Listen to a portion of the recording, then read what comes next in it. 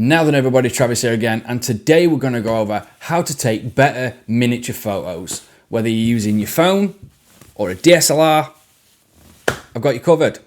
So, without further ado, roll the intro.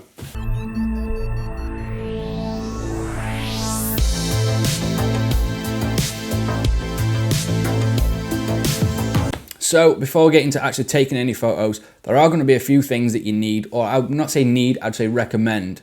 If you're using your mobile phone, you want something that you like this, like one of these, like a clamp that you can attach to a tripod, whether it's a desktop tripod, a floor one, whatever it is. Definitely recommend something like this. Obviously a tripod as well.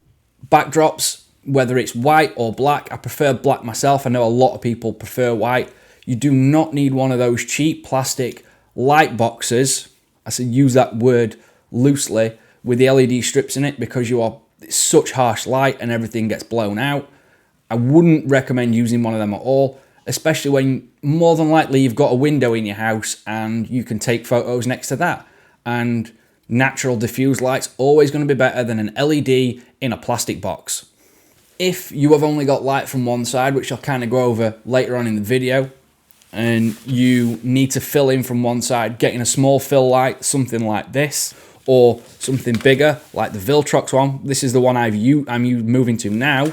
Using this as a fill light, if you don't have any big lighting equipment, they're really good. If you don't have that, putting a white light bulb in your desk lamp like I've got up here. I use this on this side. I'm using it just to fill this bit of light on this side, because if I turn it away, everything gets really dark and moody. But maybe that's what you want from your shots. So I'm going to stop rambling on now. Let's kind of get down to this, and we'll start taking some pictures on his phone, and then we'll move to the DSLR. So here we go, using a few of the things that I already mentioned in the beginning. Little tripod. Don't stick to this very long because I don't like the angle it gives. The photo, it kind of blew out some of the highlights on the top of the models. Didn't like it, so off of there. And then got down to eye level with the model, but using the F-clamp still gave me that little bit of raise to get basically what is eye level for the models. And here you can see, using a 3-second timer also helps, because you can hit your shutter button, then move away from it, no disturbances, and you'll get a really clean shot, no motion blur, no jittering, and there's no risk of messing up the shot because your hand's shaking. So always recommend using a tripod, and definitely using a timer always helps.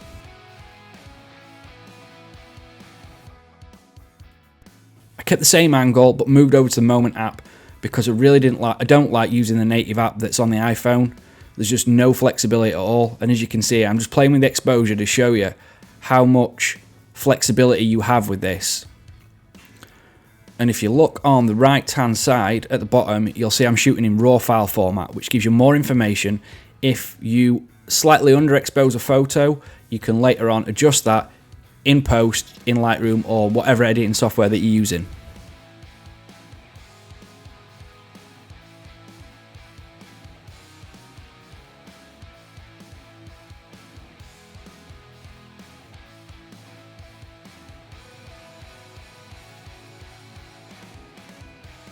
Now I brought the little diorama piece that I made a while back. I thought I'd use that. It adds a bit more visual interest in there.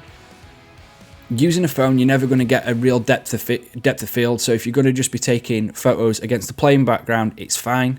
But personally, I would always try and get onto a DSLR, and nowadays they're relatively cheap to get. Even for an old basic one with a cheap lens, your photos will look loads better because the sensor size is just so much bigger. It can capture more information, it can capture more light, and ultimately that will give you better photos and the ability to work in post-production to get the photos exactly how you want them.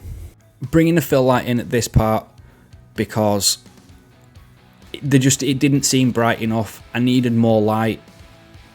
But it wasn't because it wasn't to light the entire subject, it was to fill in from the opposite side of the window. There was obviously shadows cast on the left hand side of it, so I wanted to fill those in just so you can see all the detail on the models.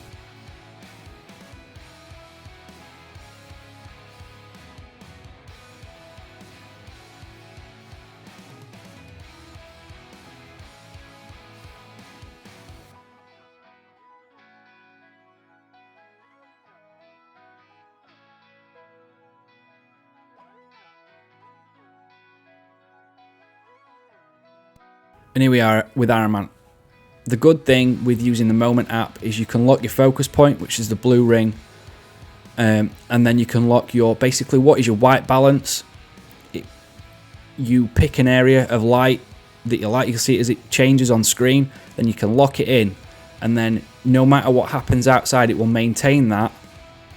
And if your light source changes, it will maintain that level of light all the way through for however many pictures you're going to take. This is obviously the live screen where I brought the fill light in there. You can just see it brightens up that other side, and you end up with a nice photo and no need for a Lightbox inside. So here at this point, I moved over to using my DSLR, and it's not an expensive one. Well, for some people it will be expensive. I think the camera was 180 and the lens was 50, but you can pick up a cheap Canon camera now for around about £50, and then no more than £50 for the lens, and this is where your photos will get better. You've got the depth of field there on that photograph of Iron Man. Iron Man's in nice focus. This is all using daylight as well. There's no external light source. Using it on a tripod as well, get your hands away from it so there's no shaking, no motion blur. This photo here, I purposely underexposed it, shooting in RAW, so I've got plenty of information later on when we come to edit it in Lightroom, where you've done. And as you can see here, the sun must have gone behind the clouds because the sensor on the phone really can't cope with it. But still, the aperture on the lens is so wide open, you still get plenty of light and you can get a really nice moody photo. I brought the light out again to fill in that other side. Once you learn basic camera controls and things like that, your photo game will just jump through the roof. So here's the photo that we purposefully underexposed. I put it into Lightroom for iPad, and what we're going to do is we're going to tweak the exposure, we're going to tweak the brights, the darks, messing around with the settings ever so slightly, no filters, there's no magic going on here because all the information is already there.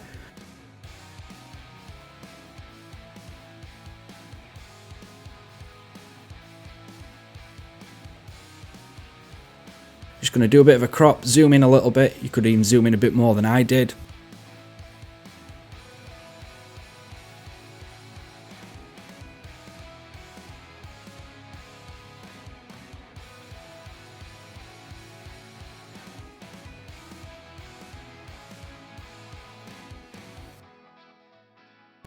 And once you're happy with it, you just tweak a little bit, tweak away till you find out where you're happy with it, crop it down, export it, and you've got yourself a really nice photo. So there you have it, with no plastic Lightbox in sight, just a window, a small light, mobile phone, or a DSLR, which can be relatively cheap now. You can get pretty much the setup that I've got and get some really decent photos for less than £100 if you want to put money into actually getting nice photos. You could probably pick up a cheap Canon EOS 350D that will give you some really nice photos. It gives you that bigger sensor, so you're going to get more detail. And then buying a lens, people are like, oh, but there's lenses to consider. Picking up a 50mm little nifty 50 for anything between £30 and £60, and you've got a really decent setup for taking photos of miniatures and whatever else you want to take photos of as well. So don't rule it out. Don't think you are limited to just using your phone, because the DSLR will always win over the phone. It can capture more light, more data. Shooting in RAW, admittedly, with the Moment app that I use on my phone, I'm able to shoot in RAW, which I would recommend anyway, because the more data you have from the picture, the more you can do with it in post as well, because you aren't always going to get the perfect shot.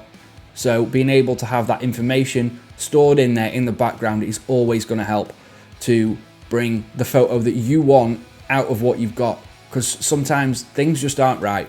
So I hope I've kind of covered most of the stuff there. If anyone's got any more questions, drop them down below. All the gear that I used will be in the links for in the Amazon affiliate links if you want to check it out, find some cheap bits and pieces there. There'll be a link for the Moment app for iOS. I don't know if it's out for Android. I think it is. I think it definitely is. And definitely, if you are going to do that and you want to put a bit of money into mobile photography, they do some wicked lenses. So that's enough for today. Thank you all for watching. Don't forget to like, subscribe, share, hit the bell button, and I will see you in the next video. Travis out.